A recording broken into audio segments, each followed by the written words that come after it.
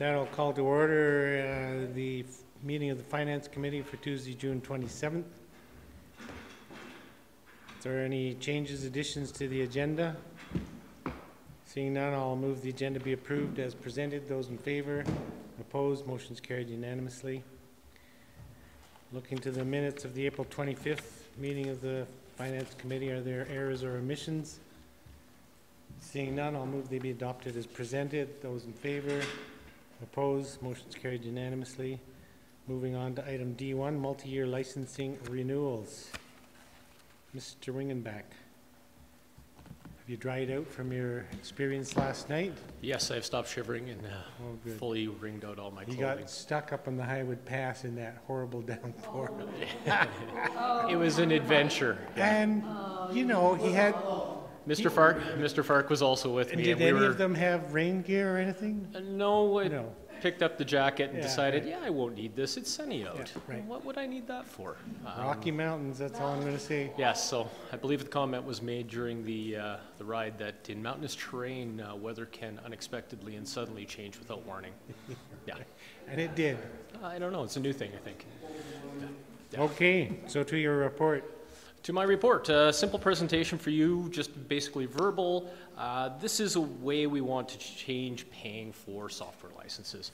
Traditionally, we've been paying software licensing year by year, except in a couple of larger, more concrete examples, and not taking advantage of any discounts that were offered by vendors for renewing for periods up to 3 years.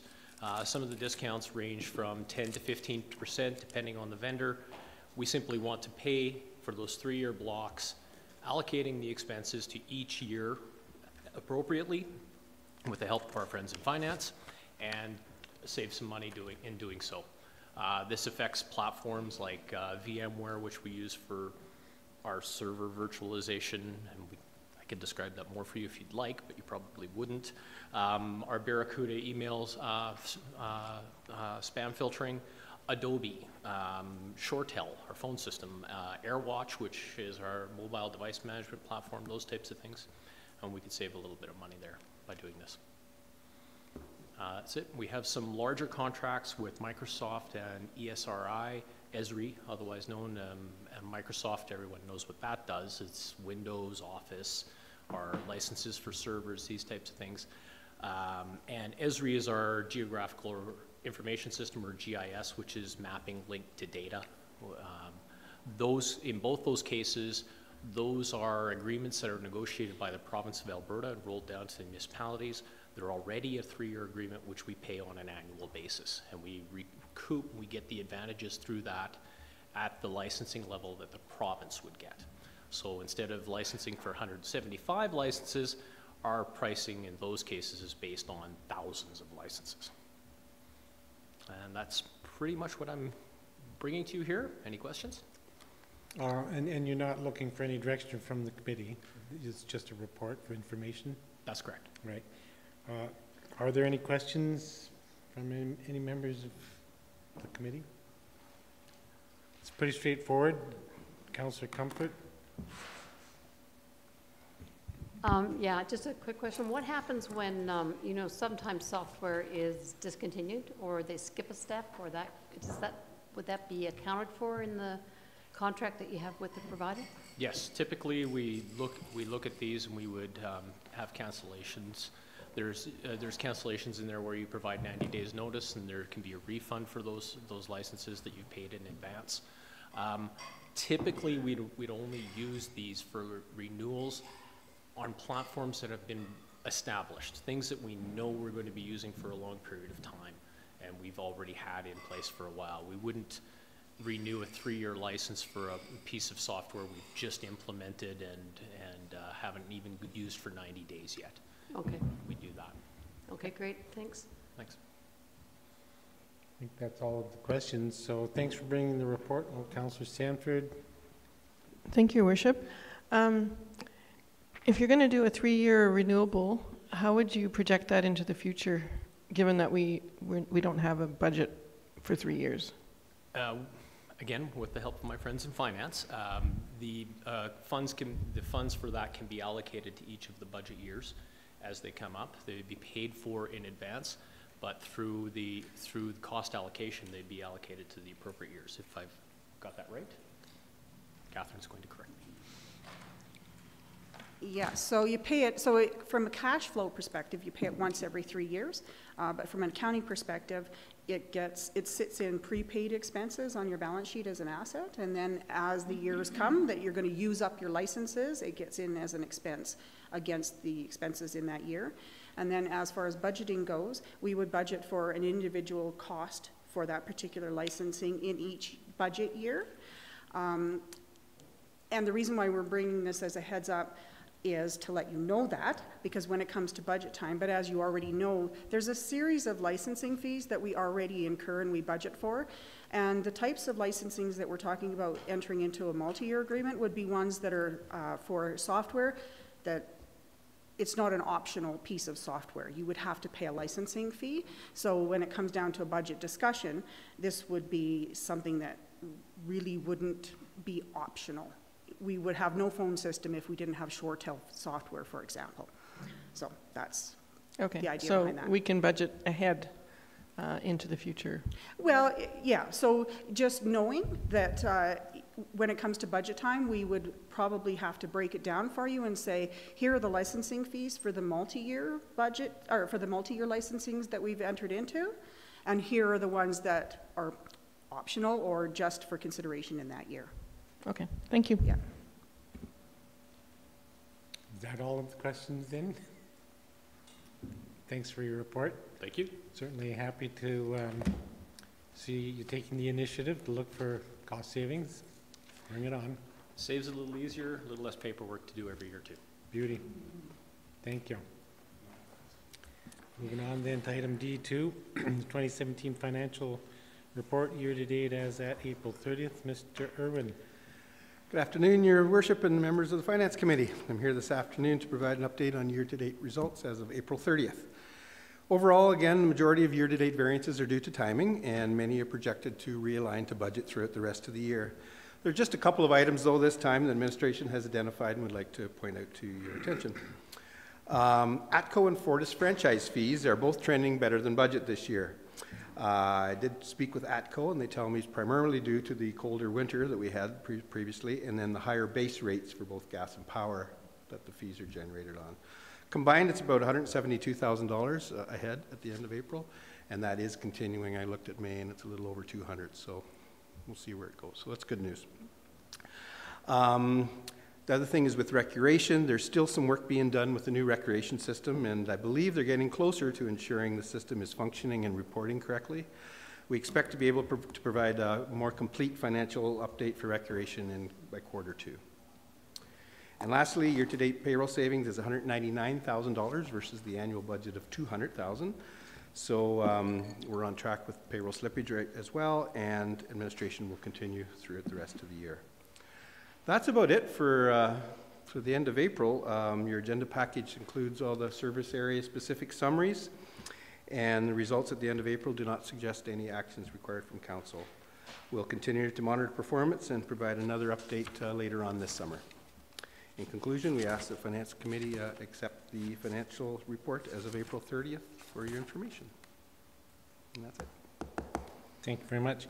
On the recreational component, item number 2 in your report, when looking at the roll-up, so that $200,000 variance is this time essentially an accounting variance. I mean, it's not. Yeah, not everything has been posted. It's an accounting variance. There's still some. Yeah. So challenges. It's a software. I understand there's a software issue that's not allowing us to properly reflect the revenue in our accounting. The revenue. Package. Correct. Right. Correct. The And once the software part issue is resolved, it'll all be accurate. Exactly. Perfect. The CAO has something to add. I just wanted to see if Ms. Cottle will explain some further information around the recreation variance. Yes, moving into Q2, we will have more accurate detail, but we do know that we are going to be under budget as of this time in recreation revenue, and that's due to some membership turnover, but I'll let Ms. Cottle Thank you. Thank you. I'll answer to either. So there are two issues in this recreation variance. One, as Rick and Lisa have, or as has been pointed out, sorry, is around the software and the timing and some issues we're still working through. But the other thing that's happened is with memberships. So a lot of people were on regular renewal, and with the change to the new software, there are many people who we had to call in order and get new credit card information or new payment information. And those people who had been paying for a membership but not using it, some of them chose not to continue with their membership. So there is some lost revenue, but those are, again, largely members who were not using the facility anyway. So Recreation is trying to understand exactly how much revenue that is. It's not going to be significant, but likely we will be a bit under budget in the membership level this year, even once all the accounting and software is figured out. Okay, so in the projected sales and rentals, the actual will be less than budget is what you're... No, not, yes, that's in sales and rentals, yeah. And so for rentals, facility rentals are right on track and in fact likely above budget. It's just in the membership element at Elevation Place where we'll see that variance. Right, so that roll-up is all of rec department. So the projected is 1.2 million for the year? And how much of it? That's at the end of April, the far right-hand side is the whole year year, to date 3.5 budget, million. right? Annual budget 3.5. So how much of a slippage do you think we'll see there? So right now we're estimating that to be about 80 to 90,000 for the entire year. Yeah. So again, in light of the recreation budget, not all that significant. And again, staff are looking to finalize that and to look for savings to be able to recoup some of that loss. But we do know, I mean, basically, ethically, I think it's appropriate for the municipality to let go of members who are not using the facility. So it makes sense. And it's not all that significant, but it will be the first year where likely that it's a difference in the trend in the recreation revenue. Sure, I understand that. Thank you. I had a question on the general municipal roll-up. The transfers and others, there's an increase that's due to $500,000 cash in lieu of municipal reserve receipt. Yes. And just with what municipal reserve, what property did that cash in lieu come from? It's across from Bow Valley Ford. I'm not sure what the official name is. Okay, so Bow Valley Trail development or? Yes, so the Ford dealer is moving across the road. Oh, yeah, right. And so what I believe Mr. Irwin is suggesting is that instead of providing some MR on their development, they provided cash in lieu. Okay. Although, yeah, that's the first time. I'm just curious where that was coming from. Thank you. Are there any other questions in regards to this report? Seeing none, thanks very much for being here to give us that quarterly report. Looking at item D3. Beg your pardon? All right, you need a motion on that. Thanks, Councillor. So I'll move the Finance Committee accept the year-to-date financial report as at April 30th, 2017 for information. Discussion on the motion. Seeing none, I'll call the question. Those in favor? Opposed? Motion's carried unanimously. Ms. Van Kyn-Pima.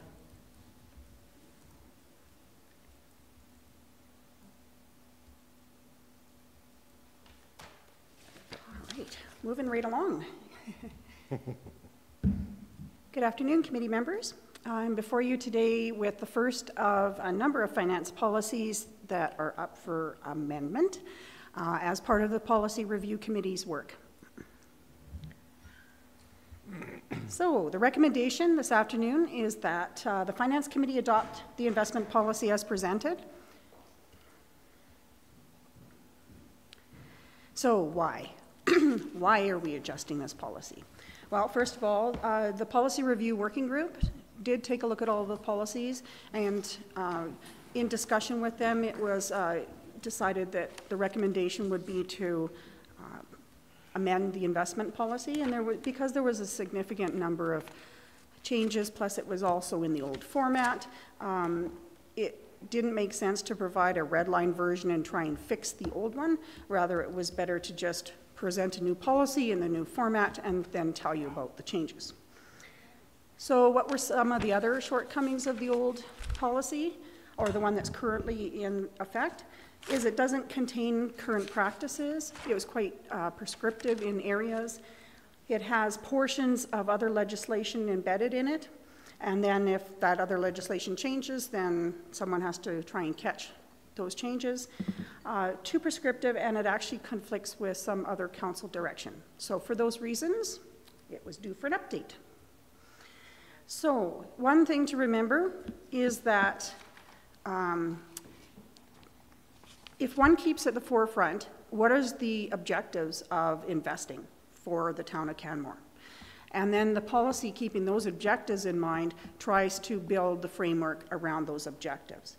And the objectives, in order of priority, is first of all the safety of the principal. We can't be risking the dollars that we put away to invest. We have to make sure that whatever we invest in, we at least get what we put in back out.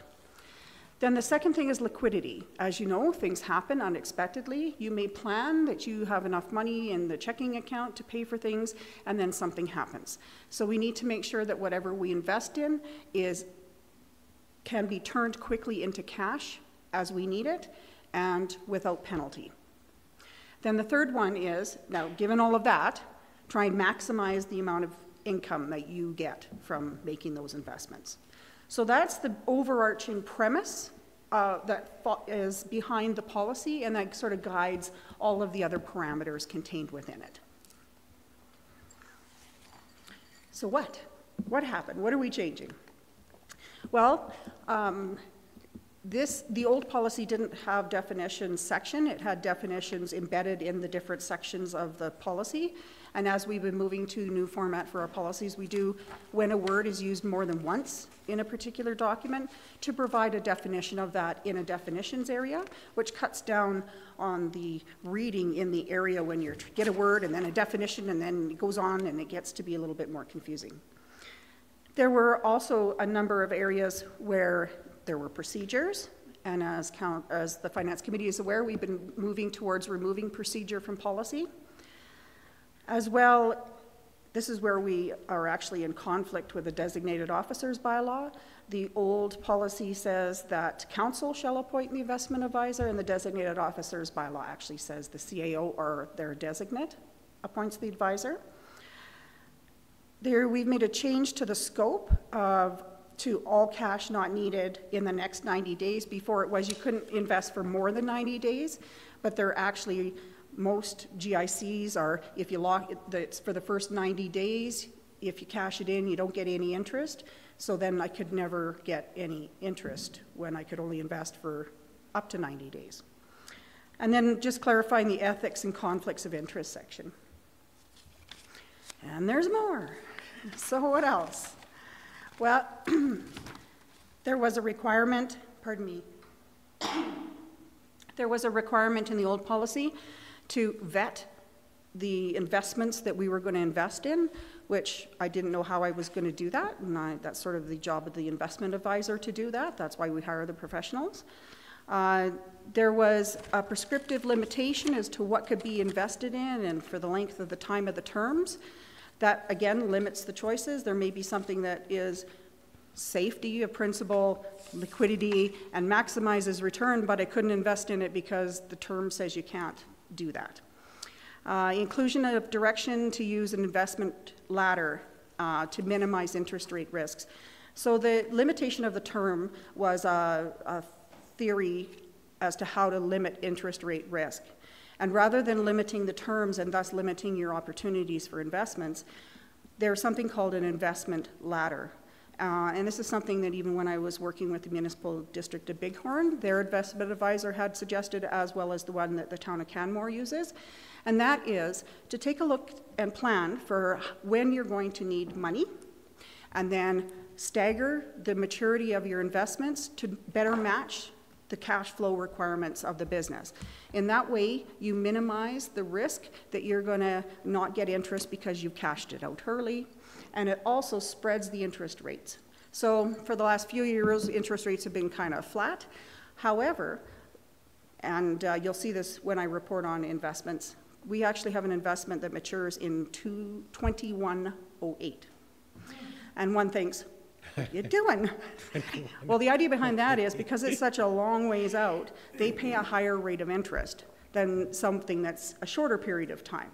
And so, but it's a bond, and there's an active trading market for that bond. So there was never any intentions to hold that till 2108. But it does help to spread their interest rate risk by spreading the maturity dates of those investments, and that's an investment ladder. Just out of curiosity, Yeah. 2108. So what kind of a bond was that? It was a bank bond. A bank bond? Yeah. And they issue bonds with that? Yes, it was a 100-year bond. Wow. Crazy, huh? Yeah. Okay. And that's the thing. So the old policy was kept it in a very firm box. And I think that we missed out on opportunities to make a higher rate of return than we could have under the old policy. So also the changes that are being made is to change some of the parameters so we can make sure that things are liquid. If we need money, we can get it and not lose anything. And we also want to make sure, so before, people used to think, okay, I got this money because they paid cash in lieu for municipal reserves, so now I have $500,000, and now I got to go out and I have to find an investment for $500,000. And I got to figure out when I'm going to need that particular $500,000. Well, as my predecessor used to say about fungibility, that particular $500,000 doesn't have to be the exact bills that come back out when you need the money. So there is an opportunity. Sometimes there's better investment opportunities if, rather than trying to keep the pot separate, is you just think about the whole pot and what's the best way to maximize the returns on that whole pot. And that's what that sort of is, that fund pooling. So if we can do a better job of taking their 500 and your 200 and make a $700,000 investment, it might be better than making two separate investments. And last but not least, what else is up? No? Okay. We want to make sure that I updated the investment advisor membership qualifications. There actually is one more organization that investment advisors have to belong to, so I've updated that in the new policy. We want to make sure that the approval process actually reflects finance committee, because the old one said council has to approve the policies. So now with the finance committee bylaw, finance committee approves finance policies. We want to remove the investment advisor's reporting requirements because council and or the finance committee actually can't direct the advisor. And then we wanted to add a related documents list. So in the old policy, there was copies of sections of other documents embedded in there. So I've just added a list so there's easy cross-reference. And I've added a section to repeal the old policy. So with that said, we're back to the recommendation. The only change that I do recommend is that the policy numbering, it came to our attention that the draft policy, attachment 1, has a policy number FIN 002. It actually should say FIN 004. And other than that adjustment, that's our recommendation, and I'd welcome any questions. Great. And by and large, I think it's a really good number of suggestions for change. The policy is, I think on all our policy work, we're getting tighter to intent and more meaningful policies. So I really like that trend. On that last point about the investment advisor reporting, and council or the finance committee can't direct the investment advisor. I appreciate that. And I'm not suggesting something should be in the policy, but I don't remember when it was, but at some point in the last 10 years, let's say, the investment advisor came and just gave a presentation to council, and I found it really interesting. It was not really to seek direction, although we may have given him some, I don't recall. But it was just sort of informational presentation. You're nodding your head, you recall that. Is that something that we could expect to have occur? Certainly. Yep, I can arrange to have that happen for sure. We have another Finance Committee meeting August 22nd, so I'll see if the investment advisor is available for that day. Great. Yeah. The old policy in that area where I talked about the direction that was in there, it covered things like thou shalt provide statements and it should be done quarterly and thou shalt include this, which we don't really have control over how the investment advisor provides that information, but I, in the policy, have a responsibility to report to the Finance Committee. And in order to do that report, I'm going to need information from the advisor. Yeah. So. And along the same lines of curiosity, I also recall a discussion not that long ago, and Councillor Ridley was involved in the discussion at the table, I think maybe you, and it had to do with our investments, and it might have been at that time that the advisor was talking to council, and we were talking about ethical investments and whether the town should have a philosophy on investing in ethical tools, vehicles. Mm-hmm. And it's not reflected in any way in the policy, but what happened to that suggestion those many years ago, do you know? I'm going to turn it to someone who's been here longer than I have. Help! Okay, Dr. Cottle. No. CAO, anyone? I recollect that, but do you know what ever happened with that? I don't think anything happened about it. I think he'd asked, I think that Councillor Ridley at the time had asked questions about it. Actually, since that time I've learned about, there's actually ethical investments within social housing within Canada that you can invest in. Whether they're lucrative, I have absolutely no idea. I pay somebody to tell me that stuff. Okay, and I didn't mean to start a conversation on this. I was just curious. And some of the examples I recall is, investing in tobacco, for instance, or well, one has to be careful arms because dealing. Yeah, no, that's probably not good. Blood diamonds, things like that. But yeah, I would assume that this investment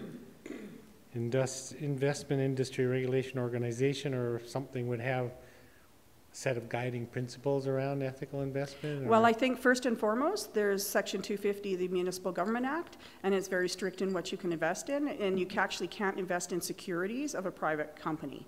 Like you can't invest in publicly traded shares. So I can't go and find an ethically run corporation and buy shares because that's not an acceptable investment by the provincial government. Okay, so none of our investments then are in mutual funds? Our investments are all bank investments. Right, okay.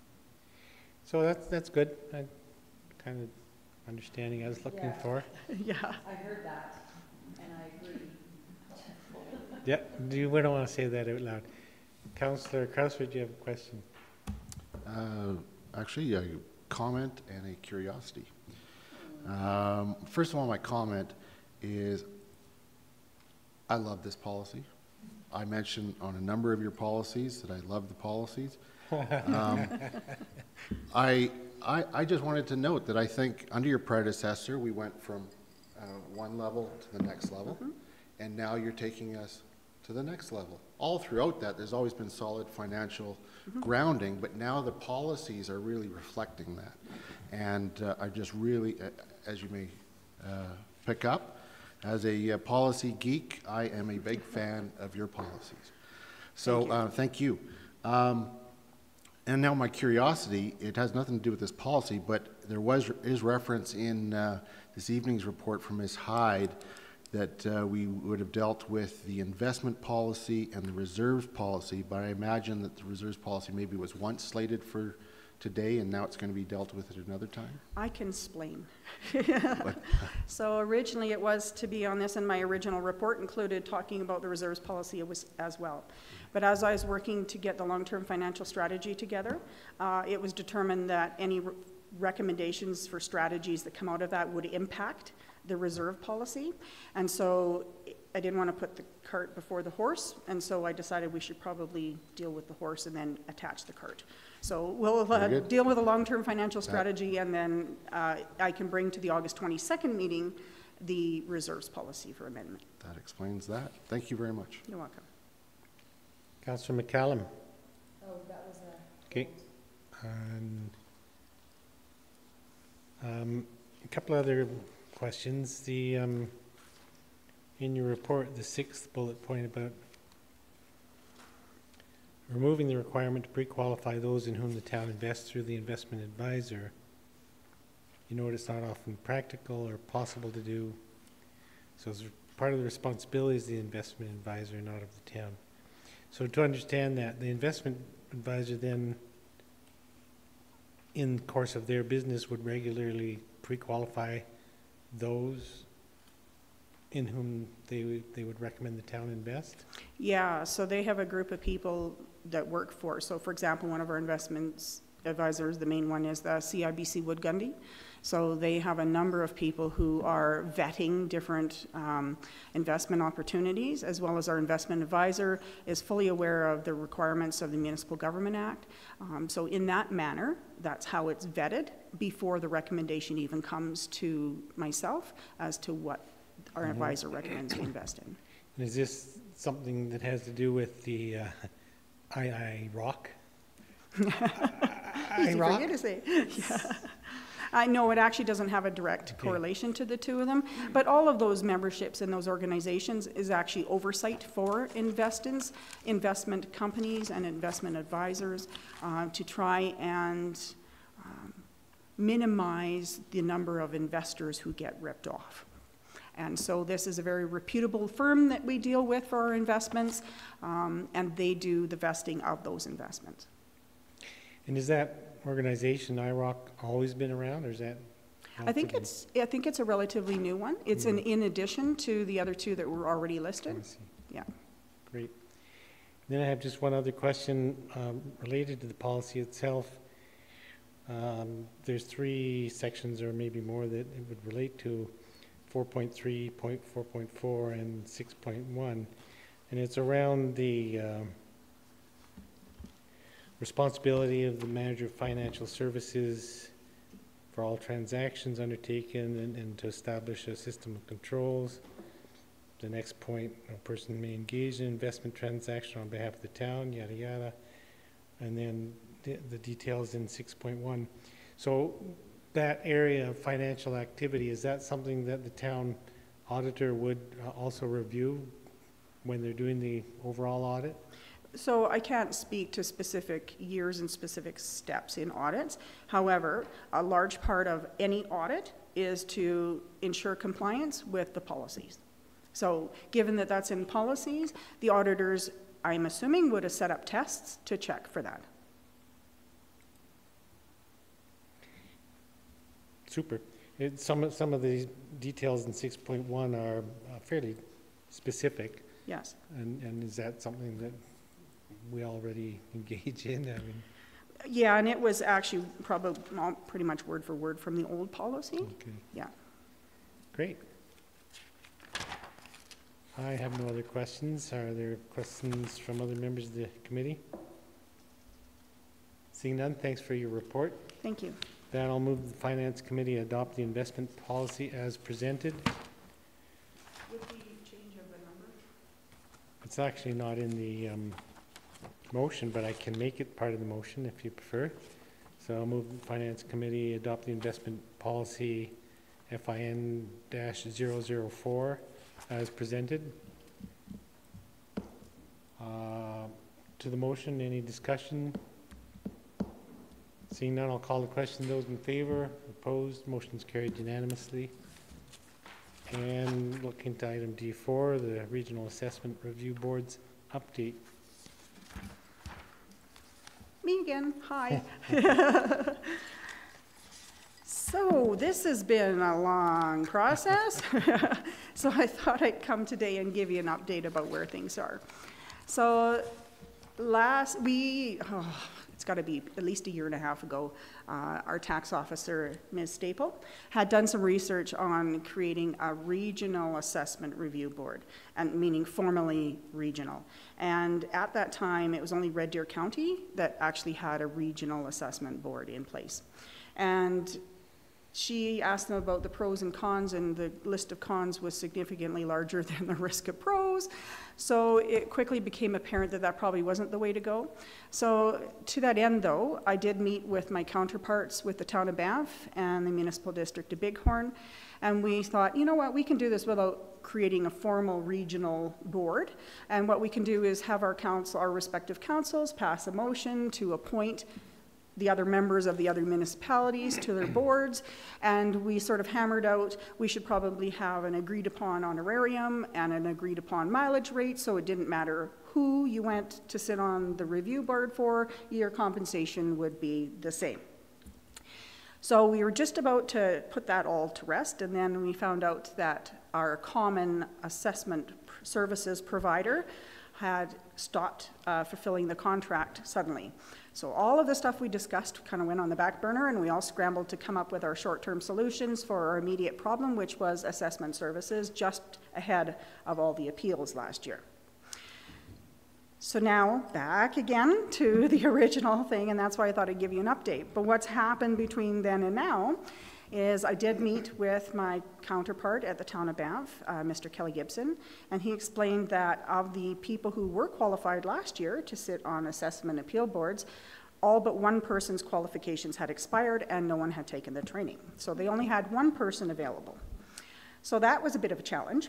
And then I also spoke to Ms. Dar Rampel, who's in charge of, for the town of Canmore, organizing assessment appeals, and she had confirmed that she had already got sufficient members available to sit on our appeals this year, so there was no pressing need to pull this all together in a hurry in order for our assessment appeals to go ahead this year. Then there's this election coming up in October. I don't know if you knew about that. That might change some things. And then there's the Municipal Government Act. The province has been making changes, and there's actually changes to the composition of any assessment review board. So those changes are coming up. Stay tuned to a piece of legislation near you. And so for all of those reasons, it didn't seem that this was the prudent time to go ahead and make some changes. That said, I would like to get this all hammered out in time for 2018 so we can have a really good regional go-forward process. I did check. The new MGA rules refer to a municipal councillor will be prohibited from forming the majority of any legislated appeal board hearing panel.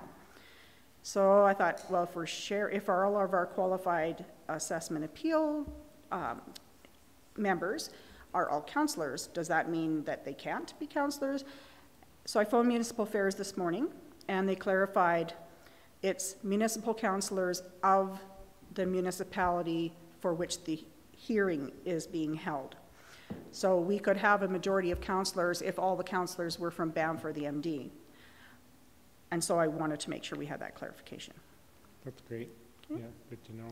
So I would welcome any questions that you might have in regards to my report. Councillor Krauswit. Your Worship, thank you very much for the report, and thank you for answering what was going to be my question about just confirming that it's councillors are going to be just limited in the municipality in which they're elected. Yes. So they could sit elsewhere. And of course, the training is still in effect, even if you weren't elected. So there's still a potential pool in the community. That's correct. That. I just wanted to add my voice again. Ever since Councillor Sanford and I attended the training in, I think it was 2012 or 2013, it became obvious from the instructors there that they strongly encouraged a move like this where there's a sharing of ARB members amongst neighboring towns so that councillors wouldn't be put in a position where they get challenged about their bias. And we have been challenged about that. So I've said this before, and I'm just saying it again. It is so very important that we move forward with this because while we can answer that and we can go through the process of ensuring that we are able to act without bias, it's so much better and cleaner for the process if we don't have to do that. Correct. So I encourage you for whenever it can get done, as fast as it can done, keep going. Yeah. Are there any other questions or comments from members of the committee? Seeing none, thanks very much for that report, and I think we all share Councillor Crowther's interest in seeing this resolved sooner rather than later, so thanks for doing that work on it. Thank you. Yeah. And that seems to bring us to the end of the agenda. I'll move the committee be adjourned. Those in favor? Opposed? We're adjourned.